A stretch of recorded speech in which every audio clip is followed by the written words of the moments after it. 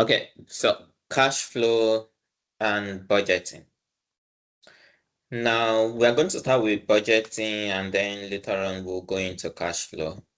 And when it comes to budgeting, budgeting actually helps you to track your income, spendings, savings, and investment to avoid debt. It's a very powerful tool that so many people just overlook. So many people feel like, oh, they don't want to be bothered, they don't want to track every single penny or something. Many people don't understand the impact or the importance of budgeting. But let me tell you, it's like the fundamental framework of wealth building or financial freedom. You know, if you want to build wealth or you just want to be financially free, you want to be able to do whatever you want to do without having to think about money.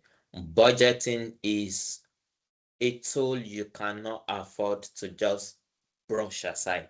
You know, it basically helps you to assign tasks to your money. You know where your money goes. And when it comes to assigning tasks to your money, the way I see it is this.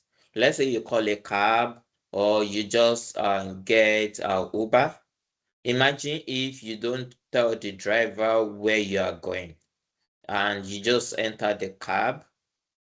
Maybe you are living in Dallas. You intended to go somewhere close by, maybe Fort Worth.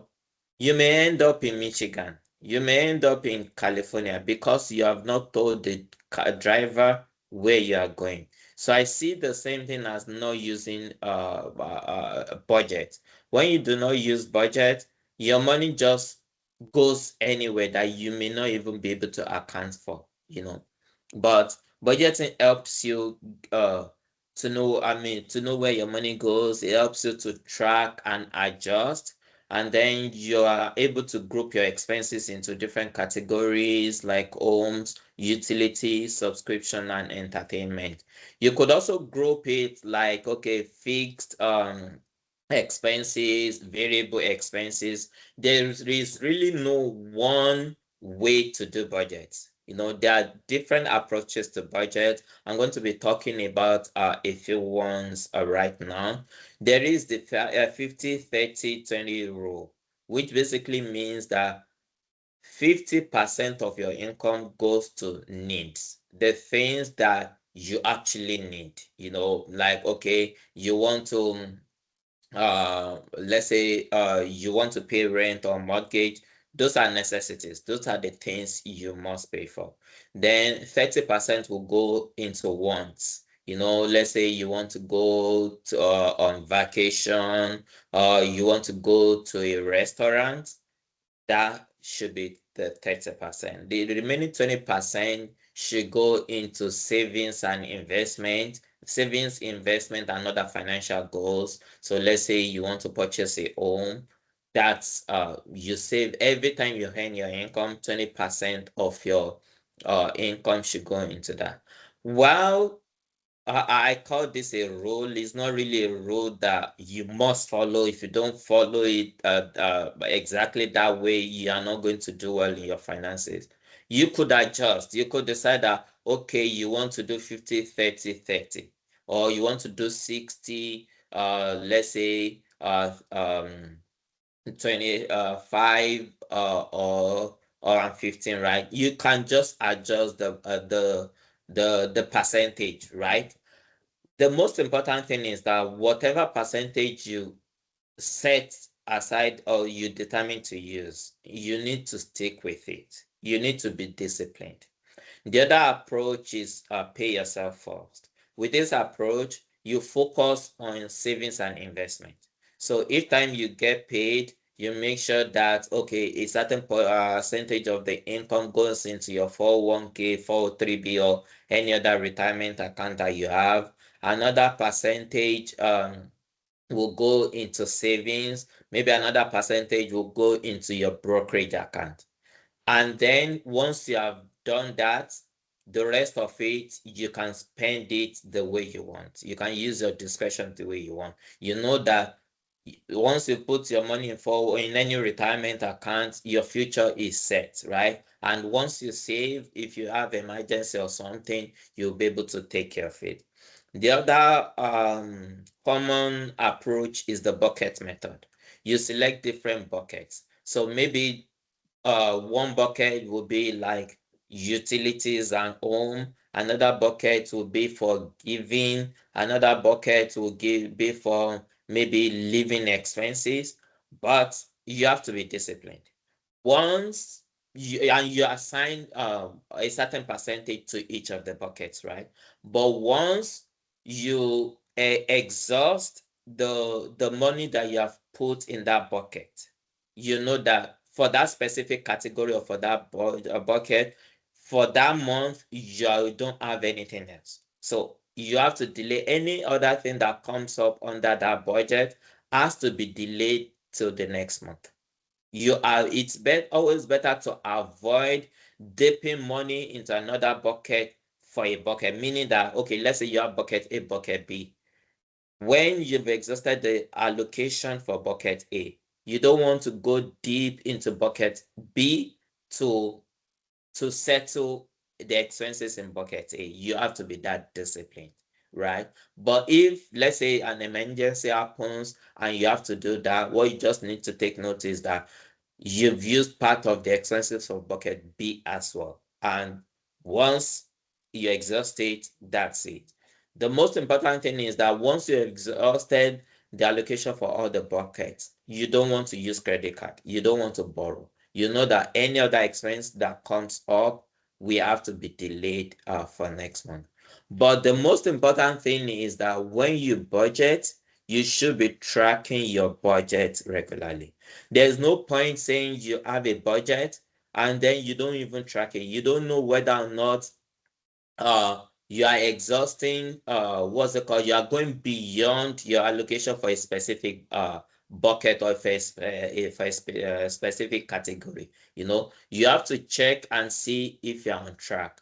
And then if you're not on track, you adjust appropriately. So it could be that maybe the money you allocated for that specific bucket was too small, and you need to now reallocate from one bucket or from one category into a category that you have under budgeted for. So you need to adjust to track and to adjust appropriately. Before we move on to cash flow, I would just I have a template that I created that I would like to show on how to create budget. I hope you still see my screen. I hope you can see this Excel sheet. So this is something I created for this webinar. I tried to put this together to showcase how to actually create budget. I did not want to take too much time in class, so I already added values or some allocations to each of the items. Now, like I said earlier, there's no one way for budgeting. You decide what works for you and then you stick with it. Some people will use the approach of, okay, what are the fixed expenses? What are the variable expenses? In this spreadsheet, I did not do that. I rather used the category aspect. As you can see here, I have the income category. I have homes and utilities, subscription, finances, insurance, finances, living expenses, personal entertainment. For me, I just use my judgment to decide, okay, which category should each one be. For somebody else, an item could be in another category. It doesn't matter. What matters is that you stick with you try to be disciplined and stick with the allocation. So this second column is the amount that you allocate for, not just for each item under each category, right? So, and then frequency. This is really important. So you can determine for some of your items, it could be monthly. For some, every 6 months. For some, maybe yearly or bi-weekly, right? So you don't necessarily have to have this in your budget. If you decide not to have this, you know that every item, every allocation is for a specific period. If monthly budget is what you want to do, you can just decide that, okay, this is always for monthly. And then for this one that you pay every month car insurance, I mean, every 6 months you pay for car insurance every 6 months. Maybe you now break it down into like, okay, if you pay a certain amount, for instance, you pay 720 every 6 months, you can now know that, okay, 120 per month, that's what you have. So if you decide not to use this, but personally, I like to have frequency to be able to tell that, okay, this is what I have weekly and so on. Now, I have this other column. Sometimes you spend, let's say, $25 on an item every week. You may not realize what the aggregate is per year. You may not realize what the aggregate is per month. I want to be able to have flexibility that even if I'm showing something, I'm allocating a weekly amount, I still want to be able to know how much is it per month, how much is it per year. So what I created here is that I will also want anybody that uses this template to be able to decide, okay, do they want to view per month? Do they want to view per year? So I have this drop down here, and you can decide what you want to show here. So right now, the monthly view is selected, right? But I may want to see how much I'm spending in a year, right? Even though I've said that, okay, this is my monthly income, I spend $50 on internet every month. How much is it in a year, right? I can come here and change it to yearly. And I know that, okay, my internet, I spend $60, $600 yearly. Okay, for all my subscription, I spend 3,000 yearly.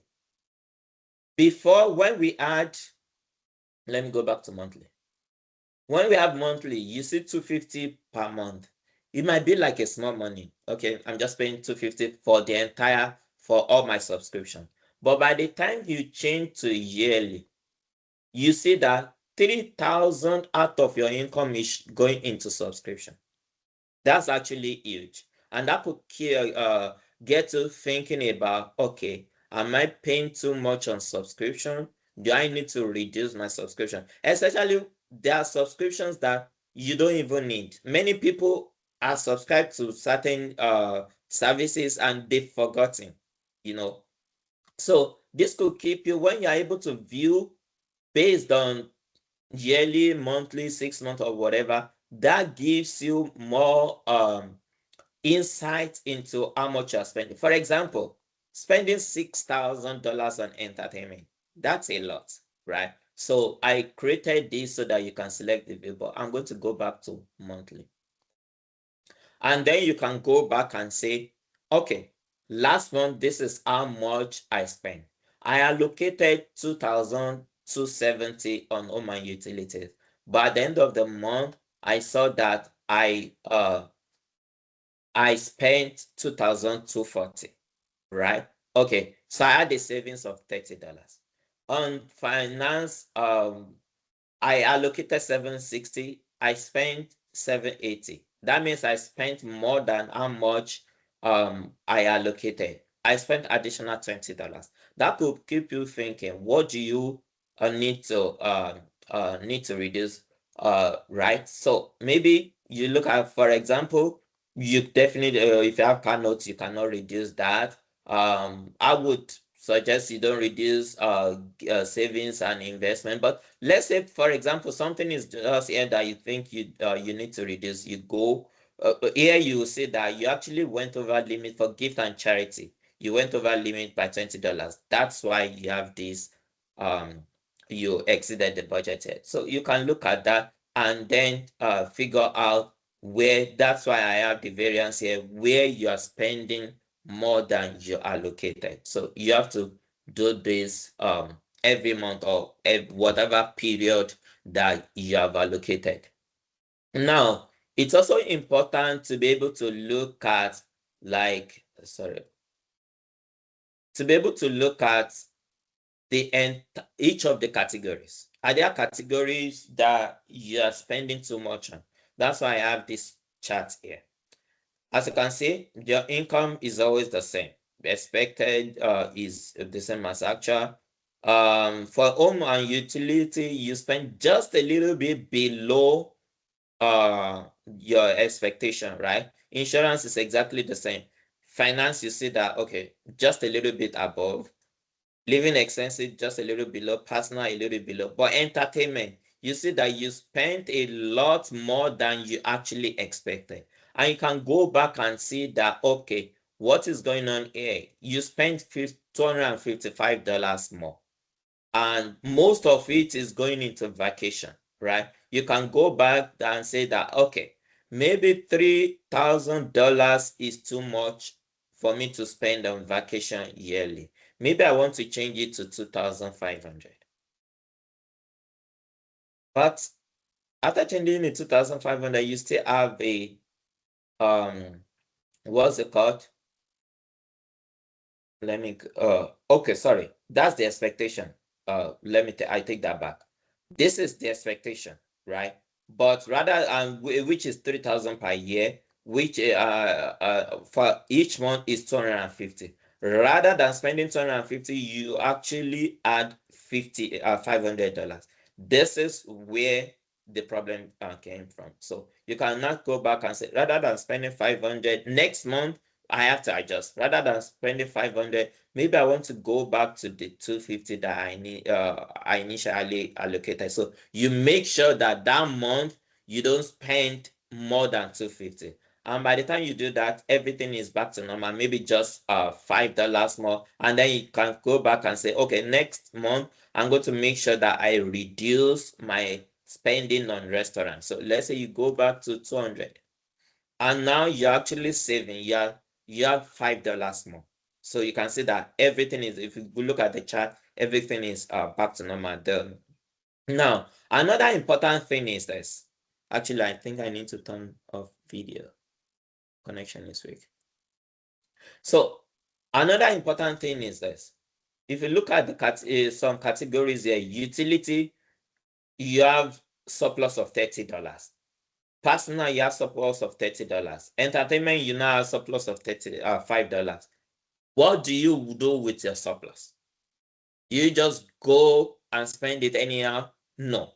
The advice of the right strategy would be, when you have surplus like this, you can go back and add that to your investment. That could go, maybe if you did initially did not have what's it called, emergency savings before, you cannot add that to part of your emergency savings. Even if you already have emergency savings, you can still add that to part of your investment. The most important thing is that you try to avoid leaks. You make sure that, okay, you are not spending money that you don't know about. And then when you have surpluses, any surplus that you have, you reallocate it to savings and investment. Or if you have some other goals that are important to you, you can reallocate it to such. So that is it about cash flow. I know time is already going. There are some other things I would have loved to show you here, but let me just go over this. Meanwhile, for this particular tab, this is the income you have here. That's income after you have already paid taxes, the income after you have already what's it called, allocated money to your 401k and all of those things, everything that is taken before tax. So this is your take home income, right? And then out of it, you're saving $40 every week. You're saving, investing $50 every week. You may actually want to check what's your saving rate.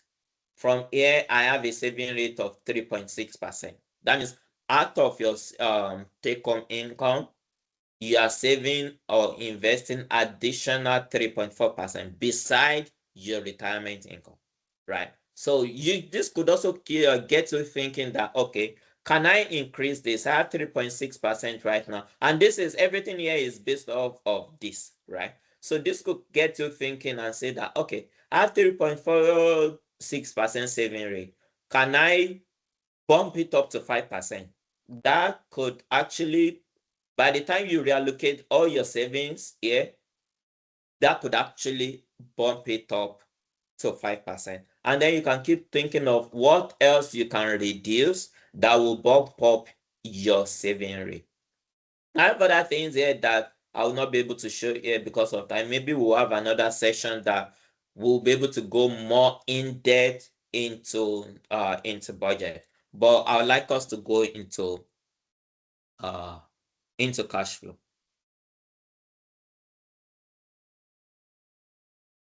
At the end of the session, there will still be question and answer for budgeting, for both budgeting and cash flow.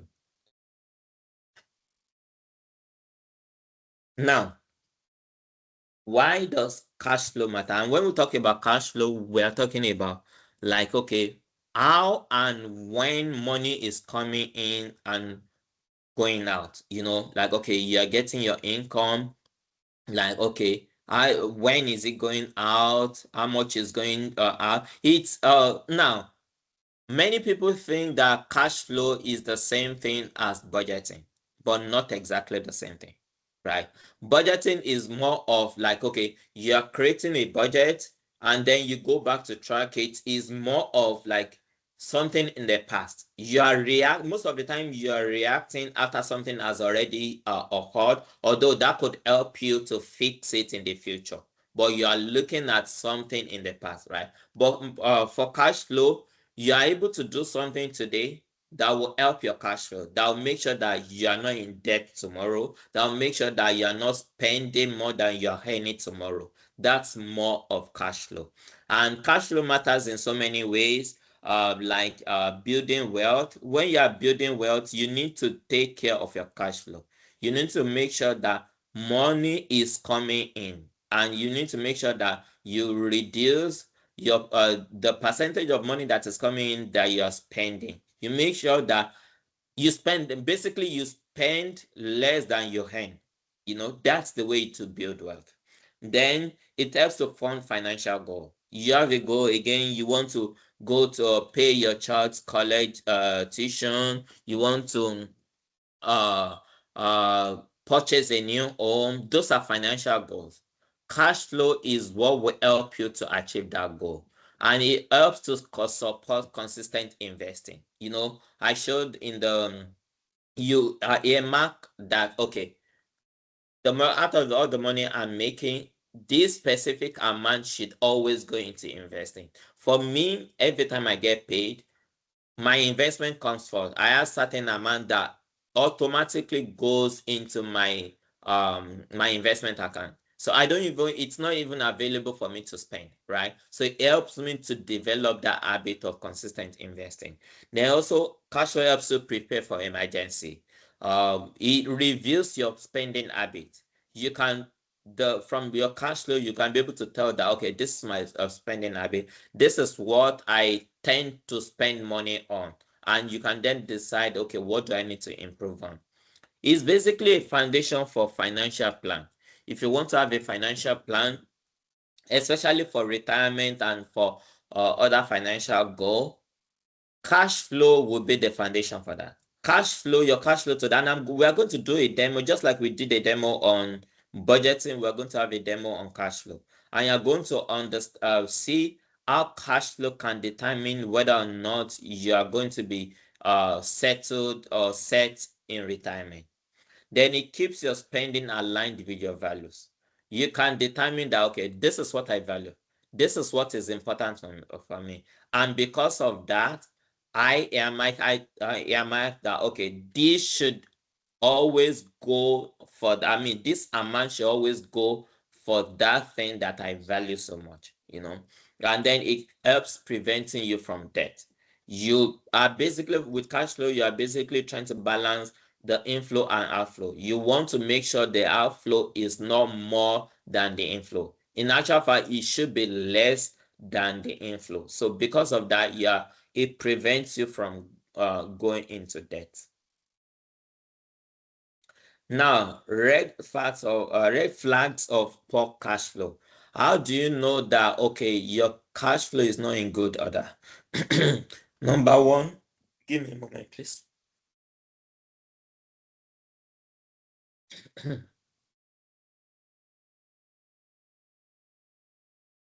The place where you want to start is having, sorry about that, is having emergency fund.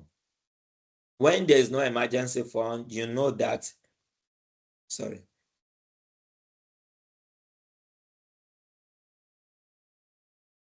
So when there is no, when you don't have emergency funds, you know that your finances are not in order. God forbid something happens tomorrow, you are driving and let's say you have a punctured tire. There's no cash at hand to be able to fix it. You have to resort to maybe borrowing or using credit card. That's why emergency fund should be available. The standard is that you should have between 3 to 6 months of expenses in your emergency fund, right? But it could be more than that, especially let's say if as a family one spouse is working, while the other spouse is not working, then maybe you need to exceed that 6 months. Also, if your income is not stable, let's say you have your own business, your income is not stable, you may want to exceed that. Then also, when you rely on credit cards and loan, you know that there's a problem with your cash flow. You want to do something, you don't have cash to do it, you have to go use credit card to do it, or you have to take loan. Now, you know that there's a problem. Now, using credit card is actually not the problem. But when you use credit card and by the time you need to pay your credit card balance, you don't have money to pay it, or you are not able to pay the full balance, that's when there is a problem. I use credit card as well. Hardly would you see me using debit card to make purchases. I always use credit cards, and there are many perks of using credit card. Maybe one of these days, we are going to talk about the issue of credit cards, right? So, but when I use credit card, before I make a purchase with my credit card, I make sure that there's money in my account to pay off my credit card. In actual fact, I don't manually go and pay off my credit card. I have autopay and I pay the full amount. So when you don't pay the full amount on your credit card, or you are missing payment, you know that there's a problem with your cash flow. Same thing with late bill payment. You don't pay your bills as a when due, there's a problem. And what many people don't understand is that, let's say for the bill is for your credit card, they may, by paying late, they may charge you additional 36%, $36, $40 or whatever, depending on the credit card issue. The problem with that is that that's another $36 to $40 that you did not budget for. That means the next month you already have expenses that you did not budget for, and that could actually affect your spending for that month. That will make you have to take another loan or use credit card more.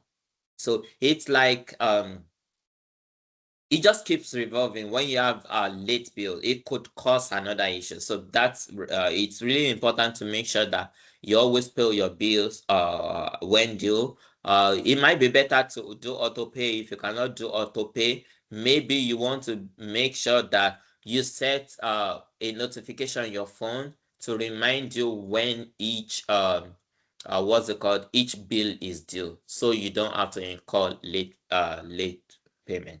Then not knowing where your money goes. You know, it's very common you see people that are earning a lot of money, yet they are not like they are not financially free.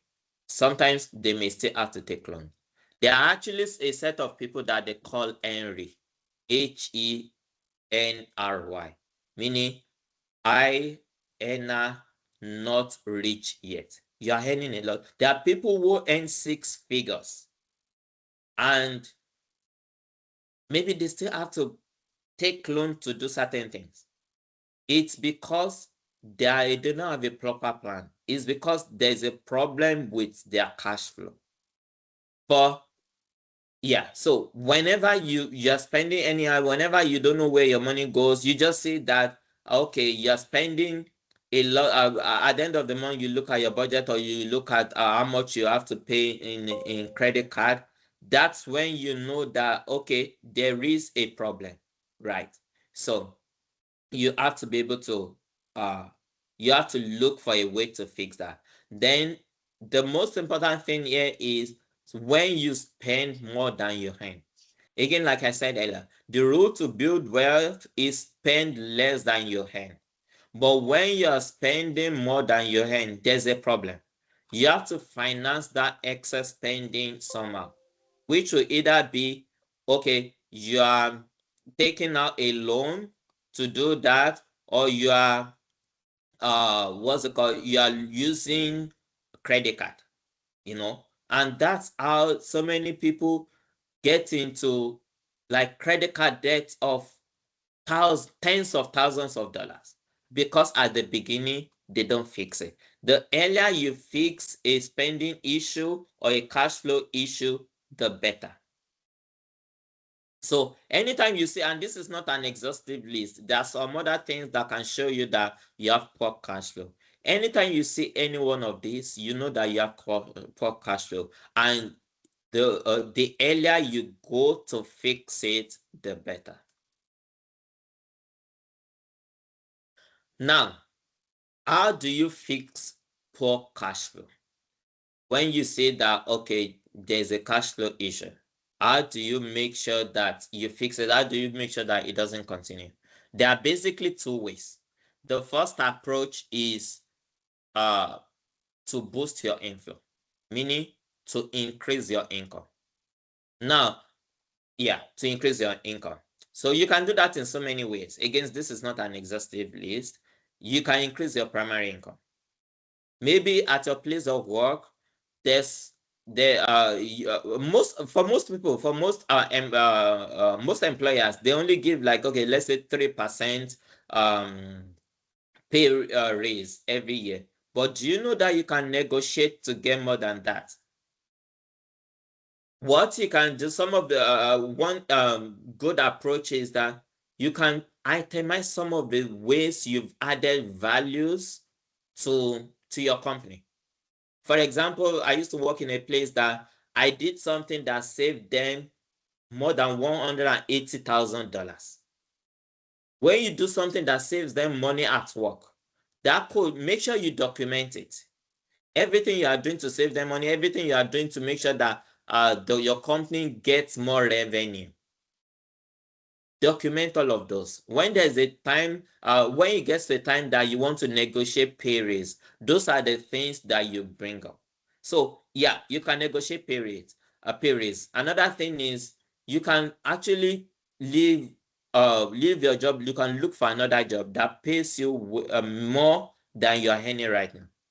I know that, okay, HR people call some people job offer, right? So some people, maybe they leave job every 2-3 years, they call them job offer. But let me tell you, when you stay in the same company, the pay annual rate you're going to get is so little. But when you move to another company, you can get 10,000 pay raise, you can get 15,000 pay raise, 20,000 pay raise by just switching your job. And it's very, very rare for you to get 10,000 pay raise at the same job. Another thing you can do is that even within the same company, you can apply for another position that pays you more. Then the other thing is to have multiple streams of income.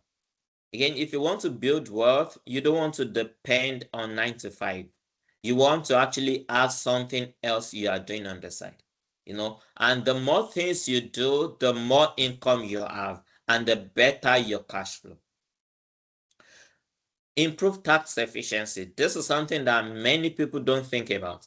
Most people only think about taxes at the end of the year when they are filing taxes. But rather, every time or throughout the year, you should look for ways to improve your tax efficiency. And what I mean is to pay less taxes. There are so many legal ways to reduce the taxes you pay, but many people don't think about it. There are things like tax loss harvesting. There are things like, okay, when you give to an organization, you can use that to the statement you get from them to reduce your taxes. And there are so many other things that you can do to reduce the taxes you pay. Another thing is minding what kind of investment you do. There are some investments that are not tax efficient. There are some that are tax efficient, you know. Then automate your savings. I told you I believe it was in the previous slide, how I automate my finances. Each time I get paid, a certain amount goes into my what's it called? I use savings account. A certain amount goes into my investment account. I don't see those. I don't trust myself to always save every time I get paid. I don't trust myself to always deposit money into my brokerage account. But when it has already been transferred automatically, I know that whatever I have in my checking account is what I have to live on. And let me tell you what more. I was talking to somebody a few days ago, not quite up to 1 week ago, and that, like, for some time, I think maybe she changed her job or something happened, and she was not making as much as she was making before. And then she adjusted her expenses. By the time she got another job that was paying even higher, she decided to stick with that level of expenses. And she was not surprised how she's able to stick with that level of expenses. Before, she thought that, okay, she had to spend certain amount, you know. So it's what will amaze you is that when you automate your savings and you put certain amounts into your savings and investment account, the rest of it will still be enough. Most likely will still be enough for you to live on. The problem most people have is that they are trying to move money manually, and they think that, okay, this month I don't think I have enough money to save. I don't think I have enough money to invest. But when you've done it automatically, you will be surprised that you will still live that month. Then the last thing here is maximizing employee benefit. It's not just about how much you pay. What is also important is some perks, some benefits that you get at work. They are important. For example, I used to work for a company that paid 100% of my health insurance. The money I saved from that, I was able to put it somewhere to save it. I was able to put it somewhere else. There are places of work that, okay, maybe they give you lunch at work. Rather than having to pay for lunch, that money you can save it, you can put it somewhere. So it's good to maximize employee benefit. One important thing is 401k match.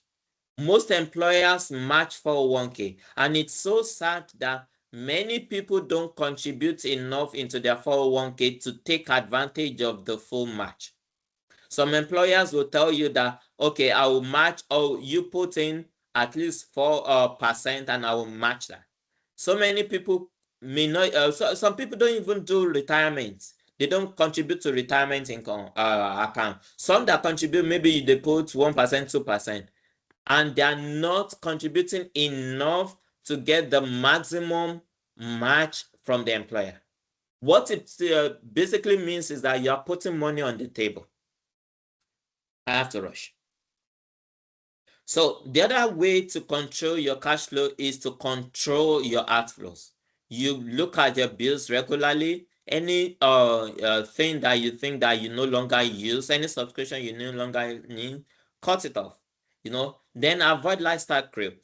When you get a raise at work, don't automatically increase your spending just because of that pay rate. This is where so many people don't get their cash flow right. Each time they get what's it called, tax return, they just spend it anyhow. Each time they get a register, they spend it anyhow. Avoid lifestyle creep. Then create and follow a spending plan, like a budget. It's not just enough to create a budget. Make sure you follow it. Then prioritize spending. This is what I mean. When you have different things, you need to be able to say that, okay, this expense is more expense A is more important than expense B. If I don't have enough money to cover all of them, maybe I'll focus this month, I'll focus on expense A.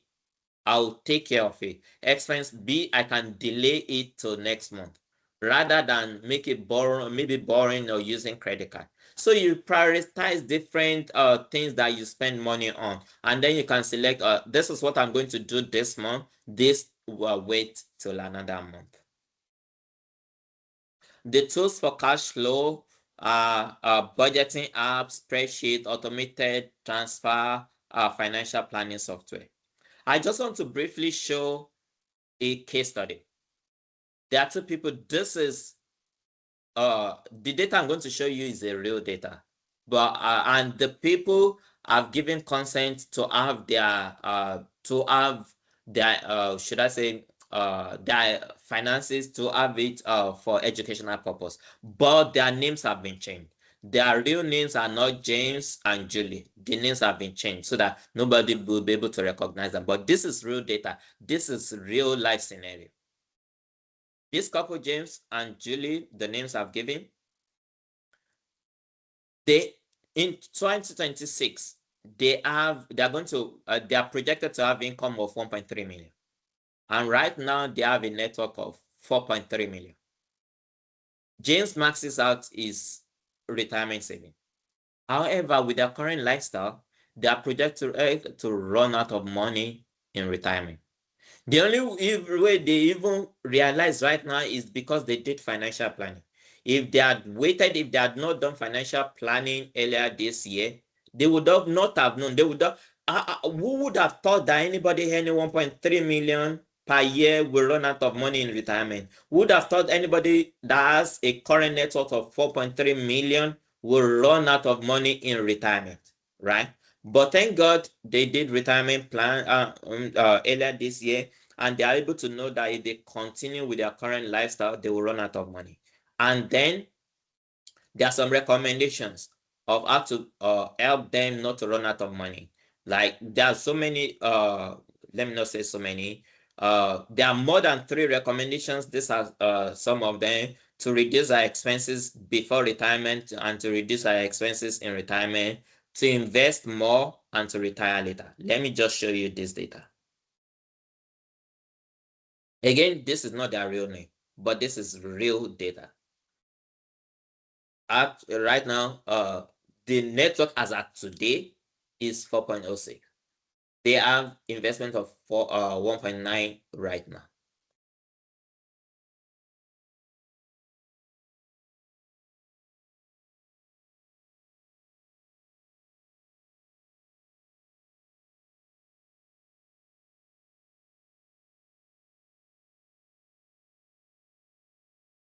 This is the lifetime portfolio value, and the husband is going to retire.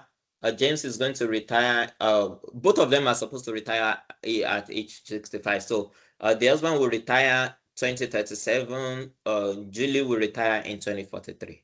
And then right now they said that okay, they want to plan until each of them is 100 years old. They may or may not live up to 100, but they want to plan to live up to 100, right? And this is 2074 that, okay, James is projected to be 100. This is end of the James's lifestyle. What you will see from this is that when James is 92 and Julie is 86, this is when they are going to run out of money. Who knows? Both of them may not live up to this year, but should they live up to this year, they will not have money to spend. Again, there will be, if I scroll down to if by the time the wife is 100, they will have wrapped up a debt of $7.9 million. The same people that have a current this thing of current yearly income of 1.3 million. Who would have thought that they will be in debt if they both live up to 100? I mean, if especially the wife lives up to 100, they will have a debt of 7.9 million. The good thing is that they caught it early and they can fix it, right? Now, let's actually go to cash flow. This explains better. Again, if they should live to 100, they will have 7.9 million. And as you can see, the probability of them succeeding in retirement, meaning the probability that they will be able to live up to 100 without running out of money, is just 33%. This is so poor. In financial planning, you want to make sure you have at least 70% probability of success, but 80 upward is recommended. Even though 70 is still fine, to be on the safer side, you need to be at 80, right? This is what you're going to see. The red line is their total expenses, and these are their income, salary and bonus. This color, this green is other income. By the time they get to this age of 75, they will have their minimum required minimum distribution, and at the age of 65, James will have to will start taking social security, right? Now, they are fine in retirement. You can see the expenses, the line expenses line matches the income. They are fine. Even when James retires, they are still fine. Even when Julie retires, they are still fine. But starting from this year, 2065, if they both live to 2065, they will be in trouble when it comes to money. They have a shortfall of 43 million this year, and then continue. And then by the time the Julie is 100, they will be in debt of 7.9 million. You don't want that. There has to be an intervention so that this does not happen. And I've talked about a few things they can do. Let's look at a few things they can do. Right now, they have an living expenses. These are their total expenses, but if I show you their living expenses, where's the expenses? I should have expenses here. Cash flow. Okay, expenses here.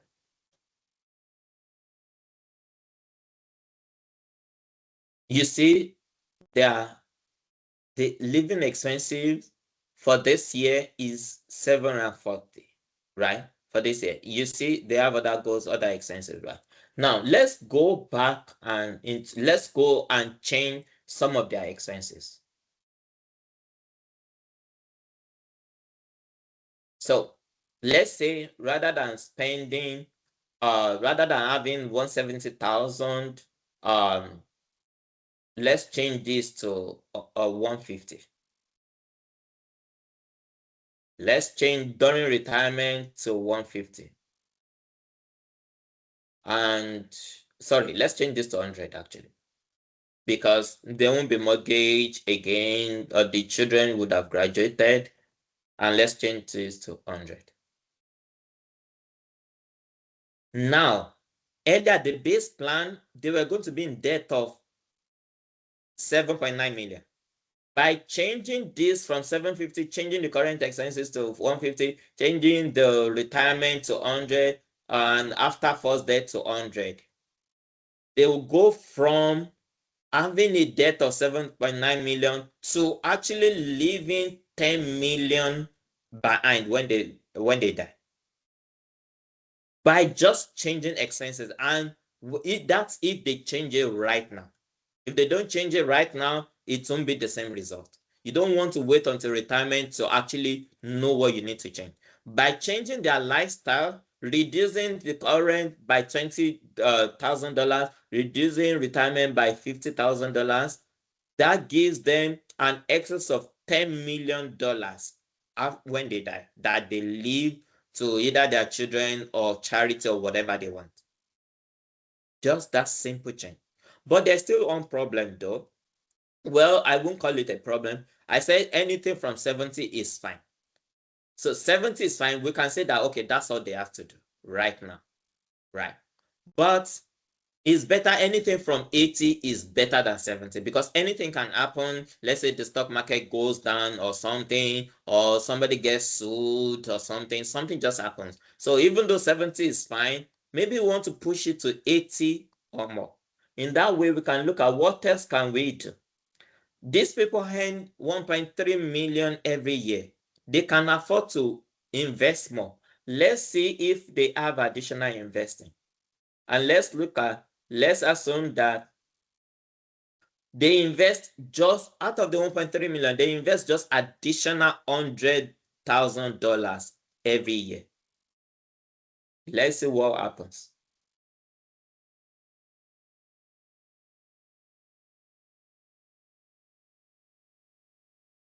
They jump from 70 to 91%. And not just that, when they die, they leave 32 million to their charity or to their children. By just making two changes, adjusting their living expenses, adjusting additional investing, they are able to go from 7.9 million debt to leaving $32 million for their children.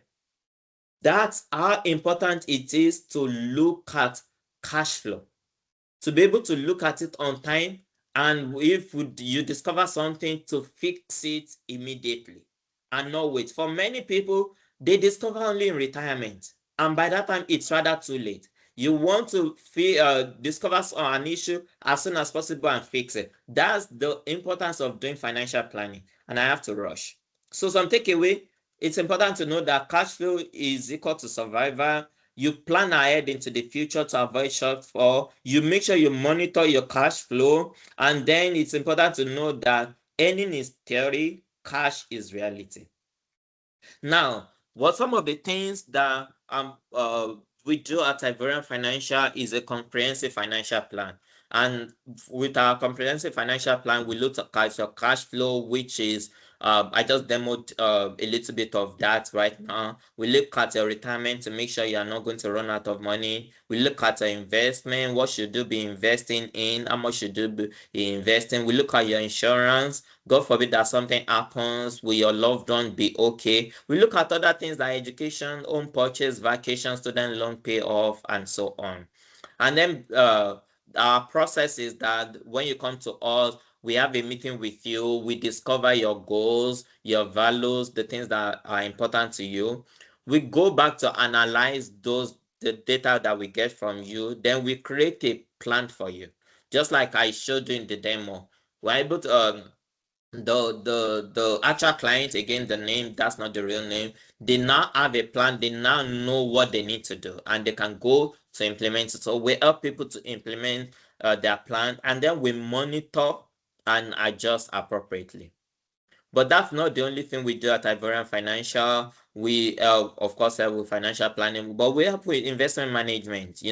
We personalize it based on your value, based on what you like. We help you to invest, and we do retirement planning, risk management. How can you be sure that you are not taking too much risk? How can we protect your asset? We look at tax awareness, smart strategies to reduce your taxes, legal means to reduce your taxes, and then wealth management. How can you build wealth? How can you make sure that the wealth that you have acquired can actually span multiple generations? So thank you everyone for attending today's webinar. I really appreciate it. And right now, if anybody has any question, any thoughts, anything, please feel free to unmute yourself and share. Thank you for the information you shared. At the beginning, you did show the chart for budgeting and all that. So my question is, assuming monthly income is 5,000, do you budget all of that 5,000, or do you leave room for miscellaneous, expenses, just something to say, hey, so do you budget below the 5,000 or up to the 5,000? Okay, that's actually a great question. You should have room for miscellaneous. And I did not remember to put that here, but you should put it somewhere so you have room for it, just in case something happens. But another thing is that apart from having miscellaneous, there should also be what's it called, emergency savings, right? Now, yeah, you can budget. So remember, part of the budget is also saving, is also investment. So even if you don't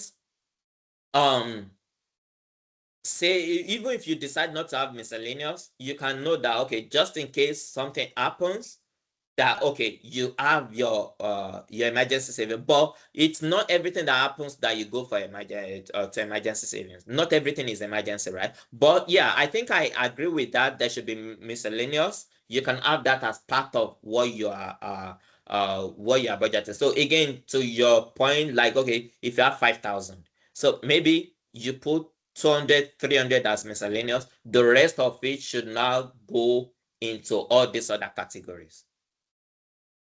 So that, let's say in 1 month, something just comes up as part of living it. We all know with the war and everything. Actually, this is the right one. With the war and everything, let's say because of that, the price of gasoline gas has gone up, right? Because of that, you have to spend more than you expected, yeah, miscellaneous can take care of that. So I agree with that. One should have it as part of the budget. Thank you. You're welcome, sir. Any other questions or thoughts?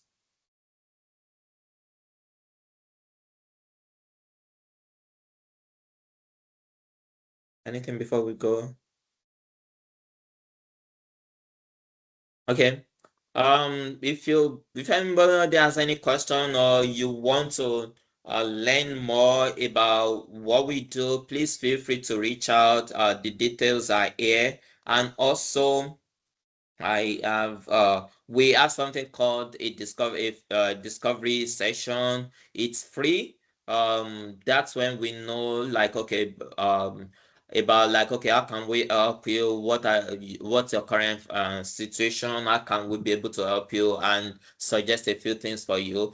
The fact that you attend or you set up the discovery session does not necessarily mean that you have to do financial planning with us or you have to do investment planning or any of the other service, but it could help you to at least know, or maybe whether or not you're on track and so on. So you can scan this to schedule it, or you can just go to our website and schedule a session, or reach out, call us, send us an email. And please, the recording of this webinar will be on our YouTube, but there are also some other videos on our YouTube channel. Check it out and see. You may be able to learn one thing or the other. And we also have blogs on our website. There might be one article or the other that could help you financially. Okay. Thank you everyone for attending today's service. Sorry, today's service. For attending today's webinar, and